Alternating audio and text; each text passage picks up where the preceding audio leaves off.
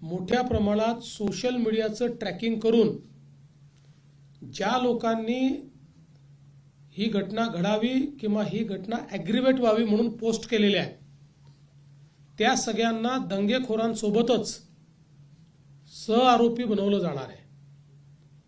कारण त्यांनी सोशल मीडियाच्या माध्यमातून हा दंगा भडकवण्याकरता त्या ठिकाणी मदत केलेली आहे, त्यामुळे त्यांच्यावरही कारवाई केली जाणार आहे। जवळपास 68 पोस्ट या आत्तापर्यंत आयडेंटिफाय होऊन डिलीट झालेल्या आहेत आणि त्यांच्यावर कारवाई झाली आहे। अजून काही पोस्टची माहिती घेणं चाललेलं आहे आणि अशा प्रकारे ज्या लोकांनी भडकवणारं पॉडकास्ट केलं, ज्यांनी चुकीच्या पोस्ट टाकून अफवा पसरवून त्या ठिकाणी लोकांमध्ये एक पॅनिक तयार केलं, अशा सगळ्या लोकांवर मोठ्या प्रमाणात कारवाई होईल।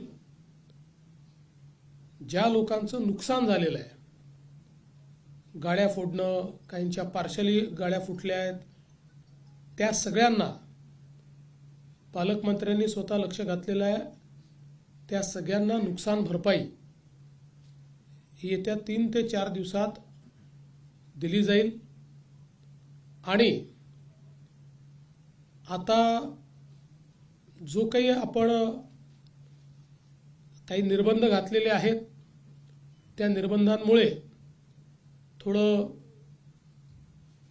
जनजीवनावर परिणाम होतोय, व्यापारावरही परिणाम होतोय, त्यामुळे ते लवकरात लवकर त्यात शिथिलता आणावी अशा प्रकारचा प्रयत्न आहे। पण त्याच वेळी पोलीस सजग राहणार आहेत आणि कोणीही दंगा करण्याचा प्रयत्न केला तरी देखील अतिशय कडक कारवाई केली जाईल। आत्ता जे काही नुकसान झालेलं आहे हे सगळं नुकसान दंगेखोरांकडून वसूल करण्यात येईल, त्याची सगळी किंमत काढली जाईल आणि ते दंगेखोरांकडून वसूल केलं जाईल आणि दंगेखोरांनी ते पैसे भरले नाहीत तर त्यांची प्रॉपर्टी विकली जाईल।